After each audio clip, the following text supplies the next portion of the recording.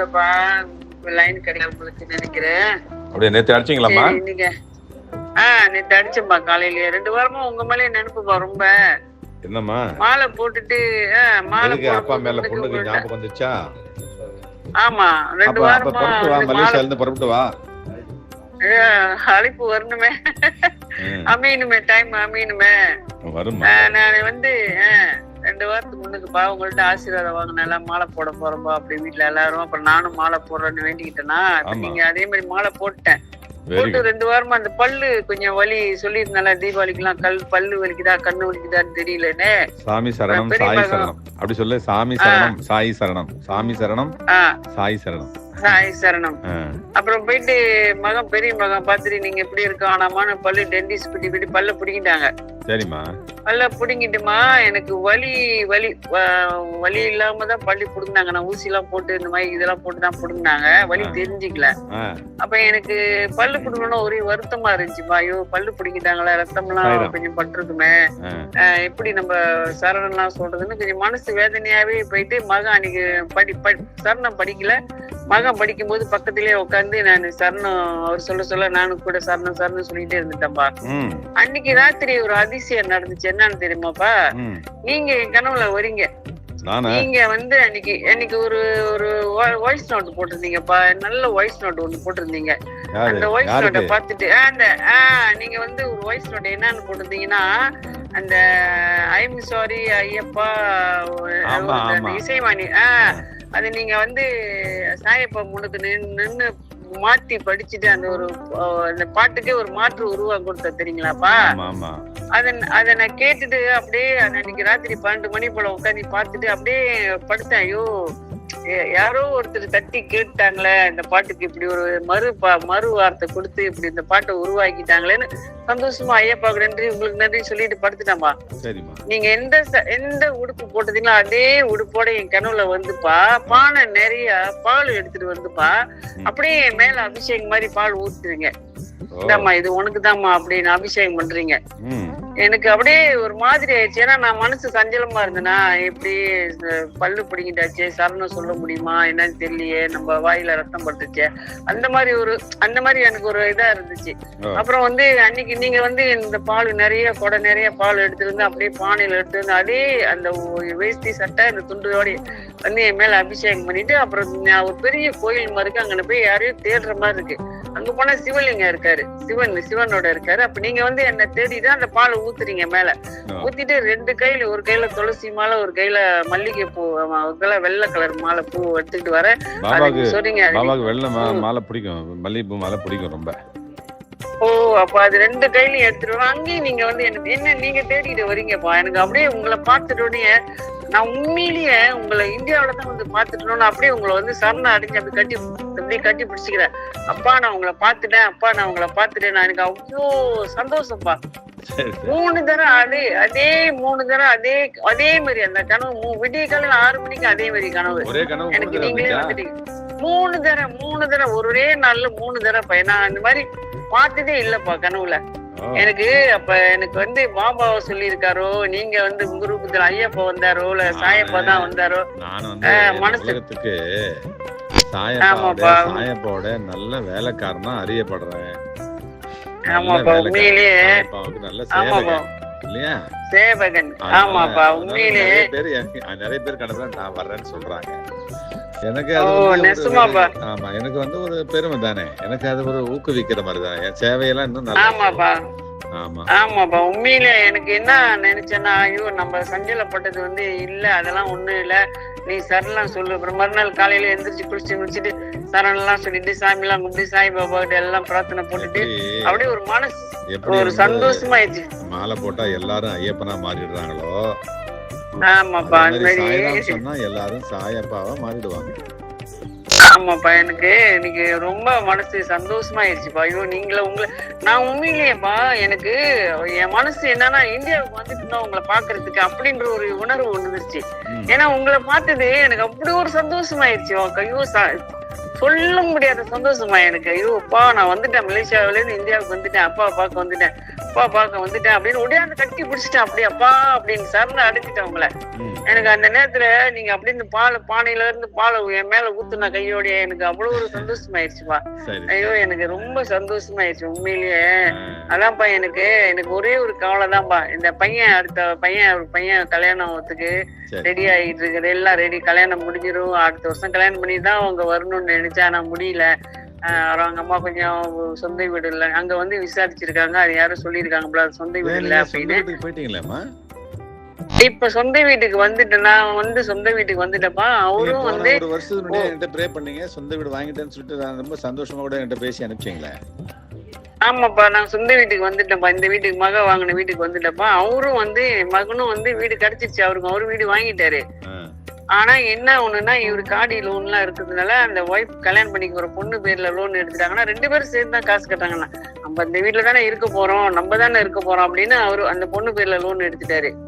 அவங்க வீட்டுல அவங்க அம்மா என்னன்னா பொண்ணு பேர்ல தான் வீடு வாங்கியிருக்கு, அவனுக்கு பையனுக்கு மாப்பிள்ளைக்கு வீடு இல்ல அப்படின்றாங்களாம்.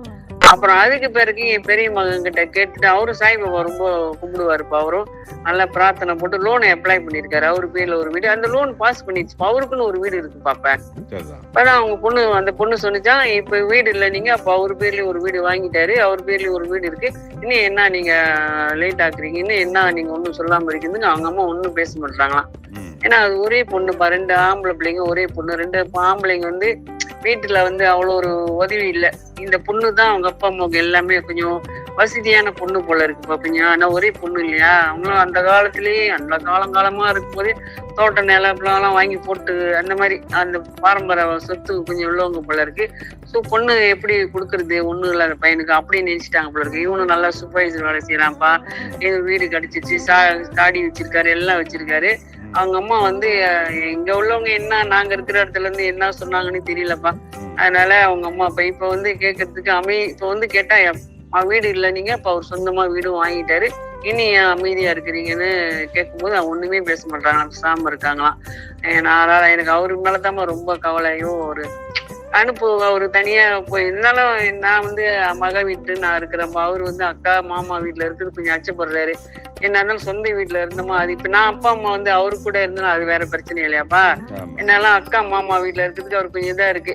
அதனால நான் அந்த புது வீடு கிடைச்சி லோனு கிடைச்சோடனே நான் அங்க போயிருவோமா அப்படி சொல்றாரு. எனக்கு மனசு கவலையா இருக்கு. தனியா இப்ப வீட்டுக்கு வேலை முடிஞ்சு வந்தாலும் நான் இருப்பேன், வீட்டுல சமைச்சு கொடுப்பேன், எல்லாம் செய்வேன், வந்து சாப்பிடுவாரு, தூங்குவாரு, வெளியில போறதுப்ப போவாரு. இப்பன்னா அவரு எல்லாம் அவரே பாத்துக்கணும். அதனால ஒரு கல்யாணம் பண்ணிட்டோமா அவருக்குன்னு தோண பொண்ணு எல்லாம் ரெடியா இருக்கு. அதான்ப்பா அவங்க பிரார்த்தனை போடுங்கப்பா. நீங்க சொன்னா ஒவ்வொரு வாரத்துக்கு ஒவ்வொரு சக்தி இருக்குப்பா. நான் கண்ட ஒரு அற்புதம், ஒரு உண்மைப்பா இது. அதான் உங்களுக்கு நீங்க பிரார்த்தனை போடுங்கப்பா. அவங்க அம்மா மனசு மாதிரி கல்யாணத்துக்கு ஒத்துக்கணும், அடுத்த வருஷம் கல்யாணம் பண்ணி 2 பேரும் ஒரு வீட்டை அனுப்பி விட்டுக்கணும் அப்படின்னு. அவருடைய கவலை தான் ரொம்ப இருக்குப்பா. எவ்வளவு நடந்திருக்கு. நான் உங்கள்கிட்ட சொல்லி எத்தனையோ விஷயங்கள் நடந்திருக்குப்பா. பாபாவால உங்களால எனக்கு ஆசீர்வாதம் கிடைச்சிருக்குப்பா. அதான் இவரோட கல்யாணமும் நல்லபடியா நடக்கணும்ப்பா. இன்னொரு இந்த பிரார்த்தனையும் நல்லபடியா முடியணும்பா. நல்லபடியா எந்த பிரச்சனையும் இல்லாம. அதான் உங்களோட ஆசீர்வாதம் வேணும்பா. ரொம்ப பிரார்த்தனை போடுங்கப்பா. ஒவ்வொரு தரையும் உங்களோட இதை படிக்கிறேன். ஒவ்வொரு மெசேஜும் உங்களோட நான் படிப்பேன்பா. எனக்கு மனசுல ஒரு நேரம் கவலையா இருக்கிற நேரத்துல நீங்க அனுப்புற அந்த டிப்ஸ்பா, அந்த யூடியூப்ல போற ஒரு விஷயங்களும்பா என்னமோ எனக்காகவே போட்ட மாதிரி ஆயிரும்பா. உண்மையிலேயே நானு நேற்று உங்களுக்கு போன் அடிச்சா எடுக்கல, அப்புறம் அந்த கீதாமாவுக்கு போன் அடிச்சா அவங்களும் லைன் எடுக்கல. வேலையா இருப்பீங்களோன்னு. சரி பரவாயில்ல. இன்னைக்கு இங்க வந்து மருமகனோட அண்ணன் வீட்டுக்கு வந்திருக்கோம்ப்பா, ஜொகூருக்கு வந்திருக்கோம். நாங்க அங்க ஒரு பூஜை இருக்குன்னு சொல்லி கூட்டிட்டு வந்துட்டாங்க. நானும் மாலை போட்டதுனால எனக்கு கூட்டிட்டு வந்துட்டாங்க. அப்ப இன்னைக்கு இங்க ஒரு வீட்டுல பூஜை நடக்குது, பூஜையில கலந்துக்கணும். நான் ஒண்டி வீட்டுல இருக்கேன். எப்பவுமே நீ என்ன செய்யற, உனக்கு டைம் இல்லைன்னு வச்சுக்கேன், பூஜை பண்றதுக்கு டைம் இல்ல. நிறைய உன்னுடைய லைஃப்ல நிறைய எக்கச்சக்கமா உனக்கு வேலைங்க இருக்குன்னு தானே. பூஜை பண்றதுக்கு நேரம் இல்லைன்னு வச்சுக்கோ, என்ன செய்யற, ஒரு வாழை மரம் இல்ல தென்னை மரம் அத பார்த்து சாயப்பா நான் நினைச்சது நிறைவேற்ற, அதுதான் சாயப்பா. இயற்கை தானே கடவுள், இயற்கை தானே கடவுள். வாழை மரமோ இல்ல தென்னை மரமோ ஒரு மரத்தை பார்த்து நான் மரத்தை தொட்டுக்கிட்டே ப்ரே பண்ணுவேன். அது மாதிரி நீ பண்ணிடு. அப்ப பூஜை பண்றதுக்கு டைம் இல்லைன்னா கூட அது வந்து அதுவே பூஜையா மாறிடும். சரிங்கப்பா சரிங்கப்பா. நான் அப்படிதான்ப்பா எந்த நேரமும் எனக்கு எனக்கு என்ன இருக்கோ இல்லையே, எனக்கு 24 நேரம் நான் உங்கள்ட்ட பேசுற மாதிரி தான். ஒரு கறி வைக்கும் போது கூட, கடுகு தாளிப்பு போடும் போது கூட, அப்பா நீங்க தக்காளி பழம் போட்டு நீங்க இந்த கறி வச்சிருக்கப்பா, இந்த செஞ்சிருக்கப்பா, நீங்க வைக்கிறப்பா, அப்படி பேசிக்கிட்டே தான் செய்வேன்ப்பா. 24 மணி நேரமும் எனக்கு மத்த எண்ணங்கள் வருது இல்லையோ, எனக்கு இந்த சாயப்பாவோட நினைவுகள், உங்களோட நினைவுகள், கீதா அம்மாவோட நினைவுகள், அம்மாவோட நினைவுகள் அப்படியே வந்துகிட்டே இருக்கும். ஏதோ ஒரு வாழ்க்கையில ஒரு நல்ல நிலைமைக்கு வரணும், நல்லா வரணும் அப்படின்னு எனக்கு அவ்வளவு மன எண்ணங்களை அப்படியே மாத்தி அமைச்சிட்டாருப்பா. பாபா ரொம்ப நன்றியப்பா, ரொம்ப ரொம்ப நன்றியப்பா. என் வாழ்க்கைக்கு ஆமா எவ்வளவு மன கஷ்டத்துல இருந்தேன் நானு. ஒரு வகையில எல்லாம் தேடி நீங்க ஒரு கவலை வந்துட்டா கூட, அப்பா கும்பிடுறோம், அப்பா நம்மள கைவிட மாட்டாரு, மகளுக்காக எல்லாமே செய்வாரு, அப்பா இருக்கும்போது நம்ம ஏன் கவலைப்படணும், அப்படி ஒரு எண்ணம் வந்துருது இப்ப எனக்கு. எவ்வளவு மனசு கஷ்டமா இருந்தாலும் அதான்ப்பா, அந்த அந்த இதுக்கு கொண்டு போனது நீங்க தான்ப்பா. நான் உங்ககிட்ட தொடர்புக்கு இல்லாம பேசாம இருந்ததுன்னா உங்களை பத்தி எனக்கு எதுவும் தெரிஞ்சிருக்காது, கீதாமாவோட இது எனக்கு பத்தி தெரிஞ்சிருக்காது, அம்மாவை பத்தி எனக்கு எதுவும் தெரிஞ்சிருக்காது. இந்த அளவுக்கு எனக்கு ஒரு வழித்துணையா இருந்துட்டீங்க. வழி வண்டலூர்னு வரும்போது என் வீட்டு, நான் இப்ப இருக்கிற வீட்டுலப்பா, ரோட்ல போகும்போது இந்த ஆம்புலன்ஸ் எல்லாம் போடும்போது ஓடும்போதெல்லாம் கால் சத்தம் கேட்கும். வண்டலூர்ல எப்படி காடி சத்தம் கேட்குதோ அதே மாதிரி நான் இருக்கிற வீட்டுல எனக்கு அடிக்கடி அந்த வண்டலூர் ஞாபகம் வந்துகிட்டே இருக்கும்பா.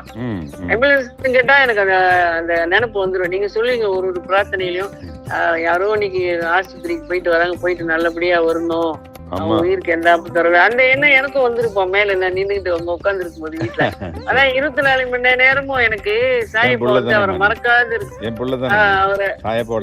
அவரை ஆமா அவர் வந்து எனக்கு ஞாபகம் மூட்டுறாரு. நான் இருக்கவங்க கூட, நான் இருக்கவங்க கூடன்னு எனக்கு அந்த இயற்கையில ஞாபகம் வந்துடும், வண்டலூர் ஞாபகம் வந்துடும். கடவுளோட ஆசீர்வாதம், அப்பாவோட ஆசீர்வாதம் இருக்கணும்பா. நான் வந்து கண்டிப்பா உங்களை பார்த்தே ஆகணும்பா. அம்மாவையும் உங்களையும் பார்த்து சரண அடைஞ்சிடும், அப்படியே உங்க கால நெடுமரமா உளுந்து ஆசீர்வாதம் வாங்கிடணும்பா. அது எனக்கு அது பிரார்த்தனையா இருக்குப்பா எனக்கு. ஒரு வருஷத்துக்குள்ள நடக்கும், கவலைப்படாது. நானும் வந்தாலும் வருது, நிறைய பிள்ளைங்க கூப்பிடுறாங்க. வாங்கப்பா பிளேஷ், வாங்கப்பா பிளேஷ், வாங்கப்பா நீங்க வாங்க. ரொம்ப பேர் உங்களை பார்க்க ஆசையா தானே இருக்கு, வாங்கப்பா நீங்களா. நீங்க அம்மா கீதா அம்மால வாங்க. ஓ சரிங்கப்பா. அம்மாவை கேட்டதா சொல்லுங்கப்பா, கீதா அம்மாவையும் கேட்டதா சொல்லுங்கப்பா. சரிங்கப்பா. பசியாட்டீங்களாப்பா? இன்னும் இல்ல, நான் 2 வேளை தானே சாப்பிடுவேன். காலையில 11 மணிக்கு, மதியம் இரவுல ஒரு 10:30 மணிக்கு. ஓ ஆமாவா, நாங்களும் இப்பதான் பசியாறணும், தோசை பசியாறணும், அதான் உட்கார்ந்து இருக்கேன். இந்த சாமியோட இது போட்டுட்டு இருக்காங்க, சரணம் படிக்கிறது, அந்த சபரிமலையில ஏறுற யாத்திரை பூஜைய போட்டிருக்காங்க பாருங்கன்னு சொல்லி அதான் பாத்துட்டு இருக்கேன். கல்லும் முள்ளும் காலுக்குமே கடினம்ன்றாங்களா. சரிங்கப்பா. ஓம் சேரமப்பா. ஓம் சேரமப்பா. ஓம் சேரமப்பா.